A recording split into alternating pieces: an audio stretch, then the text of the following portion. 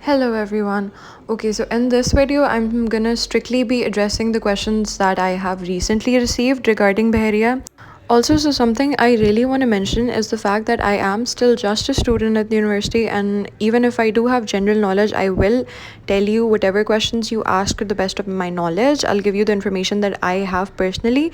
But apart from that, if it's something that's very important to you or if it's very specific, then I feel like even if you ask me and get a general overview, you should still contact the university or talk to the administration about it. So, the first question is, how is the environment in Bahria? And are there any extracurricular activities or not? So, the environment in Bahria overall is pretty good. The teachers are cooperative in most cases. If you don't understand something, they're very chill about it and you can easily ask and all. But however, at times there are certain teachers or certain instructors who just do not want to go through the extra effort of making exceptions for you or just adding to their already like very hectic schedule. So that at times can happen. Apart from that, the students are, in my case in IPP at least, the students are actually really nice. They're all very cooperative, and if you have any sort of questions from them, in most cases they do answer, even if it's a senior that you haven't really talked to or if it's someone from the other section that you have not had conversation with. In most cases they will still help if you just like strike up a conversation and ask them. Are there any extracurricular activities? All right, so yes, there are a couple of extracurricular activities. So we have a gym, we have a sports team. I'm not exactly sure about the sports teams, but the ones I've seen are for throwball for guys and girls, and there's a basketball team as well. Apart from this, there are supposed to be Qawwali nights and concerts and match screenings. Like, in personally, since I've been in the university, I have not been in any of those, and none of them have been planned either because of COVID. So I can't really say much about that, but they should happen. So the next question I had was about the scholarship policies in Bahria. So Bahria does offer a bunch of scholarships. Lekin, to be very honest, I'm not exactly sure which ones are presently active at the moment. So you have to check their website for that. And further than that, you have to fill out a application. You have to submit it, and then you have to talk to the administration about it. However, apart from that, they do offer a 30 to 40% scholarship. I'm not exactly sure, but it's like 30 to almost maybe 50% scholarship if you are a high achiever in your academic grades. So, for example, if I do get a 4-point GPA, then I will be offered that scholarship. And if I don't get it in any semester, then it will be revoked. So I've had a lot of questions about the orientation process. Is it important?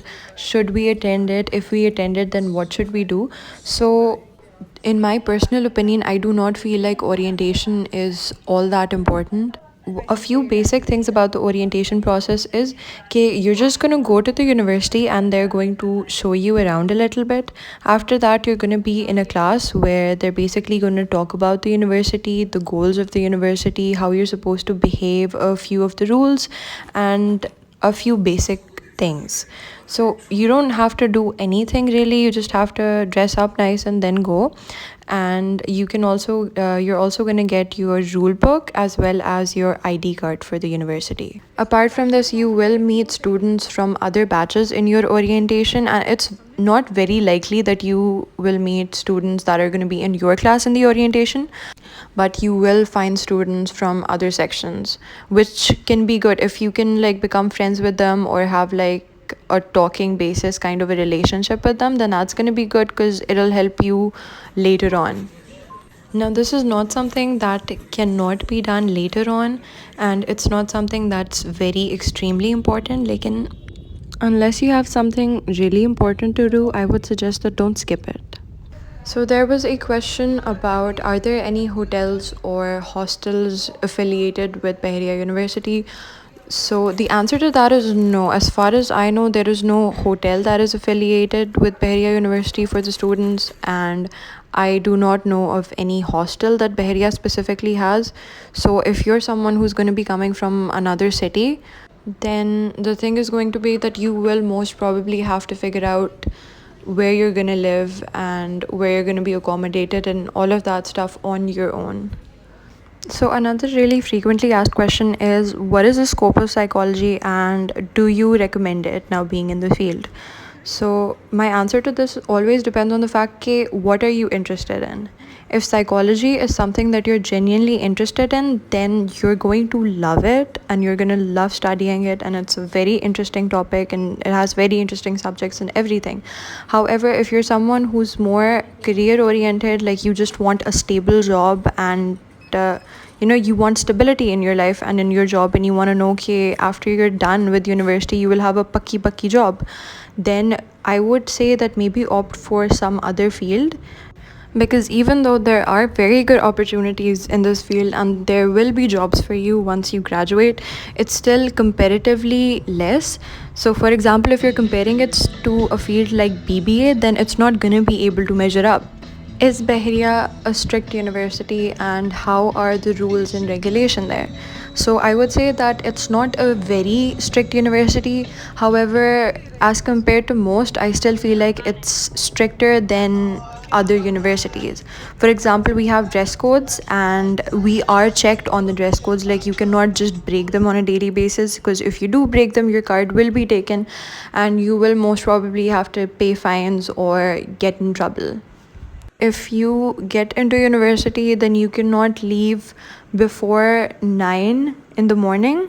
I am not sure if that rule is just for girls or if it applies on guys as well, but that is a rule.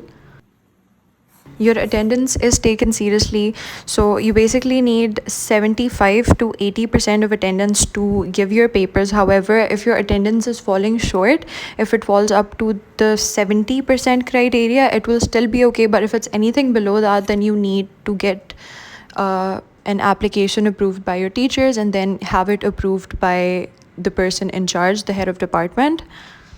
If that does not happen, you will have issues in giving your paper, or you might not be able to give your paper altogether. With all of this being said, still, most of the teachers are very chill and they will allow you to, take your usual break. They will allow you to leave. They're not going to be on your back about not coming into class or anything, and they will approve your application and sign and everything. However, some courses instructors or teachers won't be okay with that, and they will in most cases let you know okay, that's not going to be okay by me. Alright, so now coming to the last question. क्या आप अपने section को class की start होने के बाद change कर सकते हैं? So the answer to this is yes, लेकिन the situation is that it's not going to be easy for you to change your sections after your classes have started. तो unless आपके पास कोई प्रॉपर या कोई सही रीज़न है to change sections, they're most probably not going to accommodate you. However, अगर आपके पास कोई legitimate reason है for wanting to change the sections, they will change it. लेकिन अगर आपका reason है कि I want to change my sections because my friends are in the other section, तो it's not likely that they will help. Alright, so these were all the questions that I've been asked recently, and just let me know if you guys have more.